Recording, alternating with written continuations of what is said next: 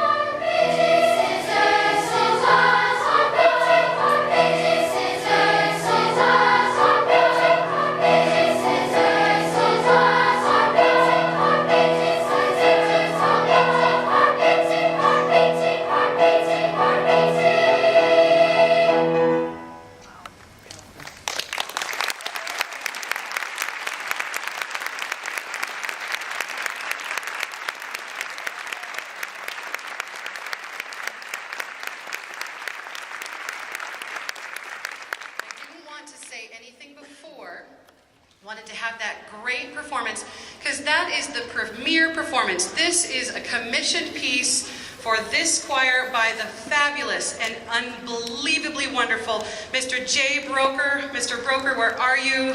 Please stand. Please thank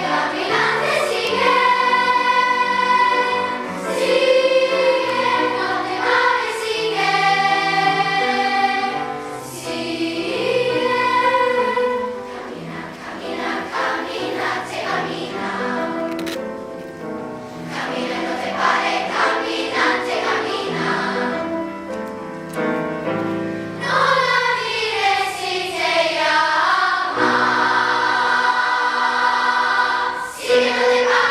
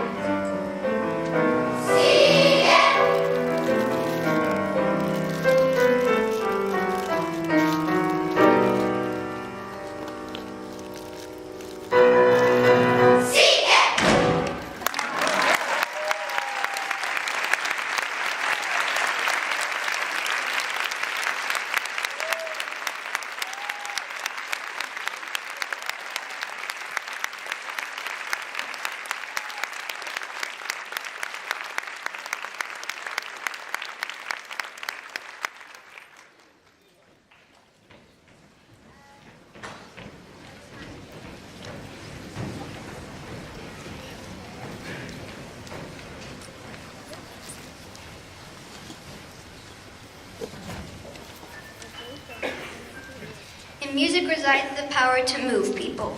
Moved people have the power to effect change. The music you're about to hear is sung with the hopes of effecting such change. In March 2013, an emergency manager appointed by Michigan Governor Rick Snyder made the decision to switch the water source of Flint, Michigan from a supply in Detroit to the highly corrosive water of the Flint River as a cost-saving measure. Although the city's operating plan proposed corrosion control to treat the water from Flint River, Department of Environmental Quality officials told the city it was not necessary. Following the switch in April of 2014, There were immediate concerns from the Flint residents about the taste and color of the city's new water. Unbeknownst to residents, the highly corrosive river water was tearing through the pipes, leaching harmful chemicals and lead into the water supply. In October 2014, the General Motors plant in Flint deemed the water too corrosive for their manufacturing usage and made the decision to switch to a different water source. Meanwhile, this water that was unsuitable for auto manufacturing was still flowing freely from the faucets of Flint citizens' homes. The governor's attorneys recommended switching back to Detroit's water authority, and a state report linked Flint's water to a deadly outbreak of Legionnaire's disease, but nothing was done. In January of 2015, the city announced that Flint's water was in violation of the Safe Drinking Water Act. Officials said residents with normal immune systems had nothing to worry about. In February 2015, a manager at the U.S. Environmental Protection Agency told Michigan officials that because of the chemistry of the river water, contaminants from pipes, including lead, were being leached into the water system. The state worked to discredit him, stating publicly there was no lead problem. In August 2015, Virginia Tech professor Mac Edwards' test revealed high lead levels in Flint's water. The state rejected his findings, and again nothing was done. In September 2015, Michigan State University, Professor Dr. Mona Hanna-Attisha held a press conference announcing elevated lead levels in children in Flint that could result in developmental delays, learning problems, and slow growth, and still nothing was done. On October 2nd of 2015, almost 1 year after the water source was switched, state officials finally admitted that Flint's water had been poisoned. Schools, businesses, and residents of Flint were told not to drink the water they had been drinking for more than a year, with no additional timeline or solution presented. In January 2016, the crisis expanded with another spike in Legionnaire's disease and 10 related deaths. In March 2016, Governor Snyder hired a prominent criminal defense lawyer at the fee of $540 per hour. Taxpayers are footing the bill for his legal tab of over $3 million, and still not a single pipe has been replaced by the state.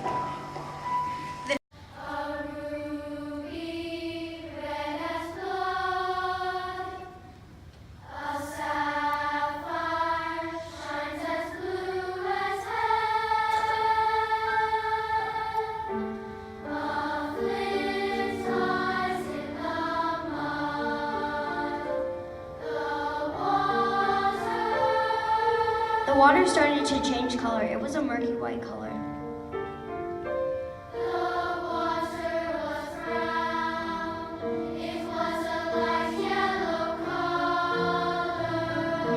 My water had orange little pieces in it.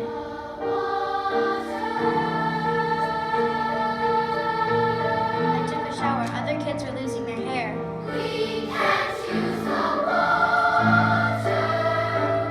In school, they shut off all the water fountains.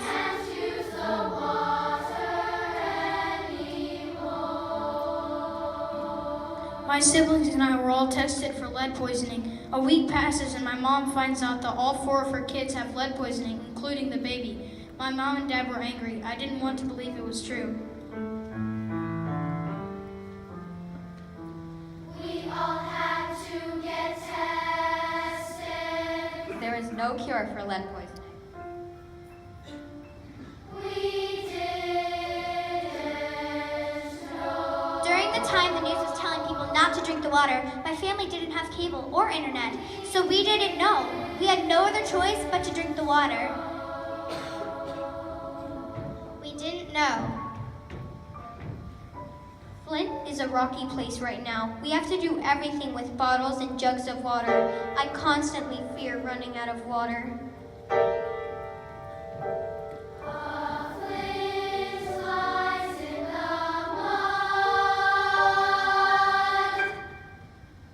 This is our home.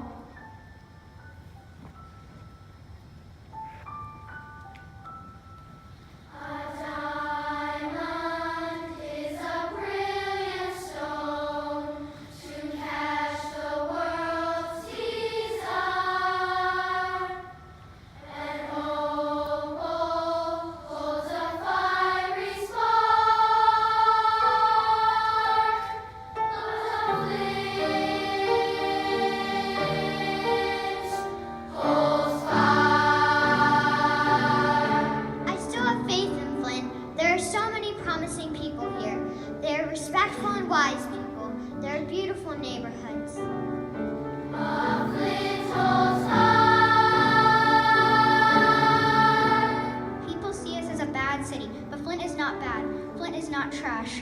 We are often overlooked and underestimated, but we are powerful. We are powerful.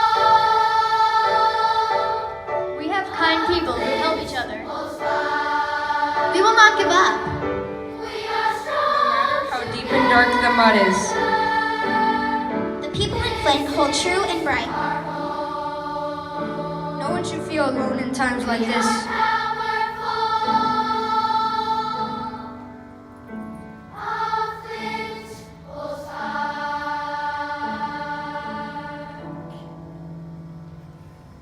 I still keep hope that Flint has a brighter future ahead of it.